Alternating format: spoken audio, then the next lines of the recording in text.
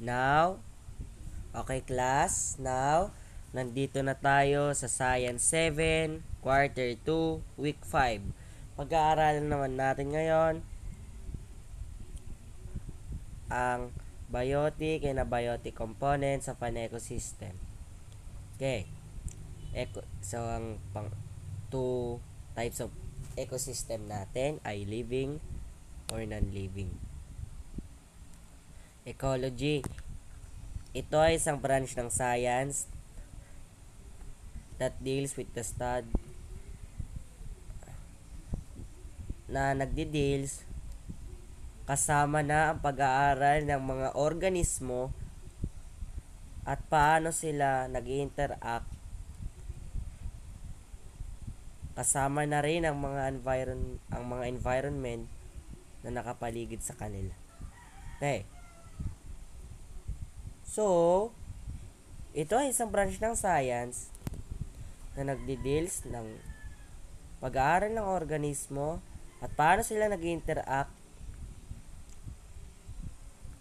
kasama na mga environment around them. Okay. So, may mga hayop, tao, mga araw, at iba pa. Yan ha? Okay. So, yung mga hayop na farm animals, kailangan nila ng damo, tubig, at pagpupwestuhan nila. Okay? So, ecosystem natin, dalawang types ng components ng ecosystem. Ito ay ang biotic and abiotic factors. Okay. What is the biotic components? The bio is means ang bio daw ay nangangahulugang buhay.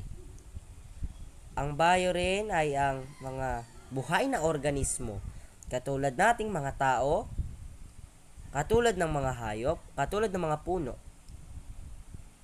Okay? So, includes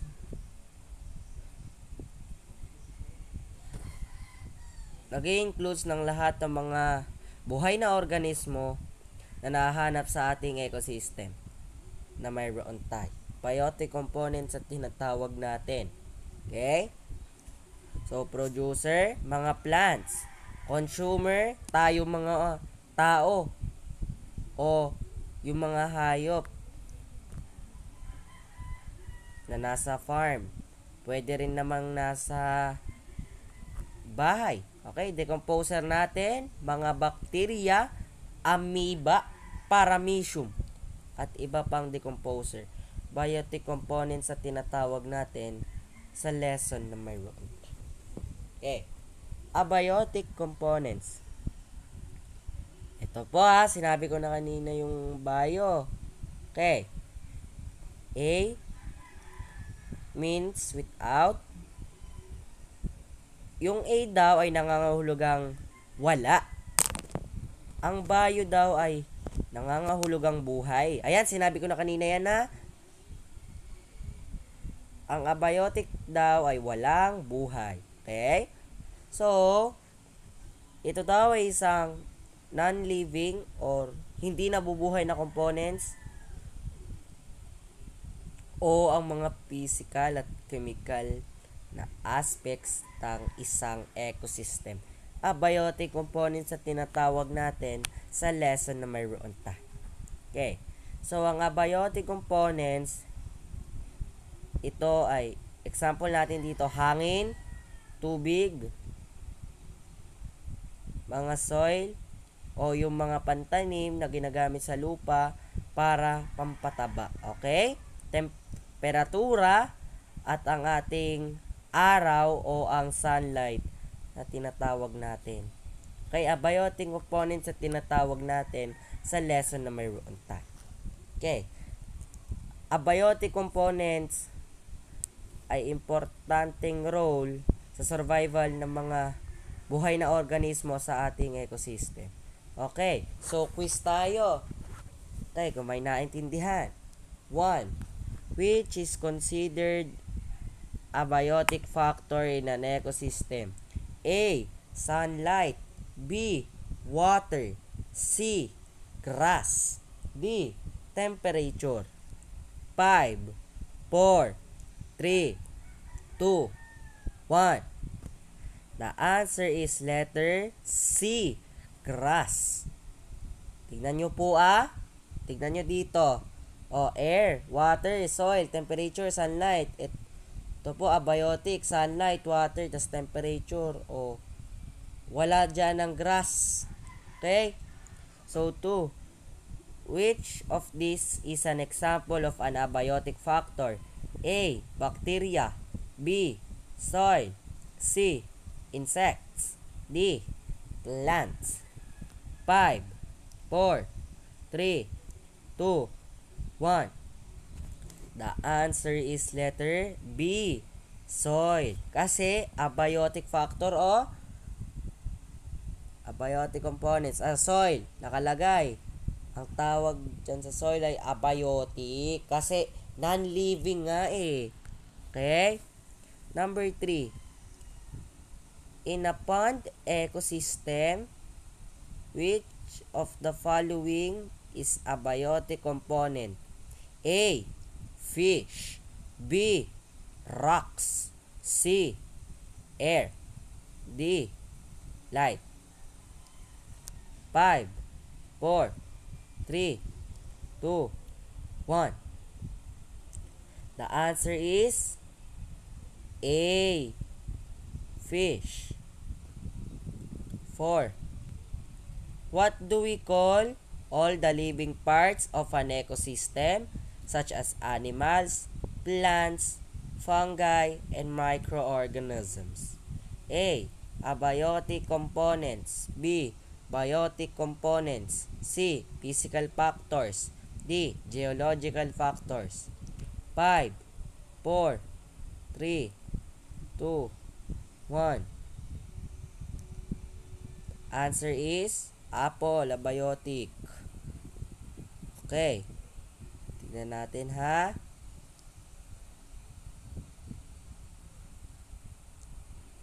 Okay. Check natin. Letter B pala, biotic. Okay. Bakit naging letter B? Kasi decomposer na organismo din yung mga bakterya. Pala, letter B. Sorry. Number 5. Which of the following is the most important abiotic factor that provides energy to almost all ecosystems on Earth? A, air. B, sunlight. C, soil. D, water. 5, 4, 3, 2, 1. So the answer is sunlight. 6.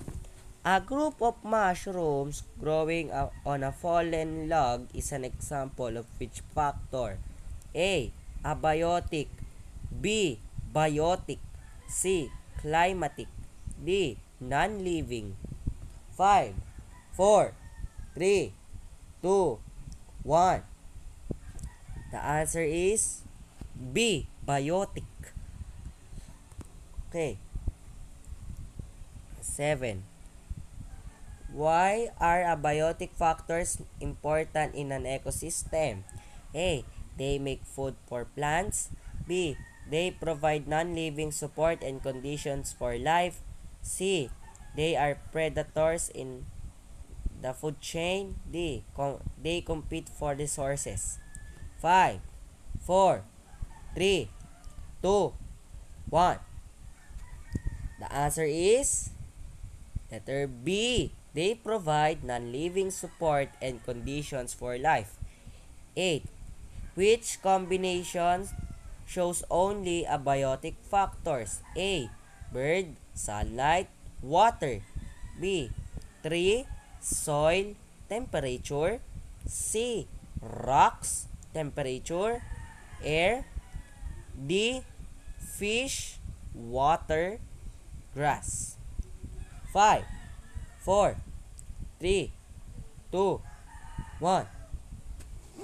The answer is letter C, rocks, temperature, air. 9. Which of the following best describes the interaction of biotic and abiotic factors? A. Rocks eroding because of rainfall. B. Plants absorbing light for photosynthesis. C. Wind breaking tree branches. D. Temperature can change melting ice. 5, 4, 3, 2, 1. The answer is B. Plants absorbing sunlight for photosynthesis. Okay, number 10. Which statement is true about biotic and abiotic factors? A. Abiotic factors can survive without biotic factors. B. Biotic factors can survive without abiotic factors. C. Both biotic and abiotic factors depend on each other. D. Biotic and abiotic factors never interact. 5, 4, 3, 2, 1. Okay, wait lang. Okay, nakuha na natin. The answer is letter C. Both biotic and abiotic factors depend on each other. Okay, so kung may natutunan kayo, God bless everyone.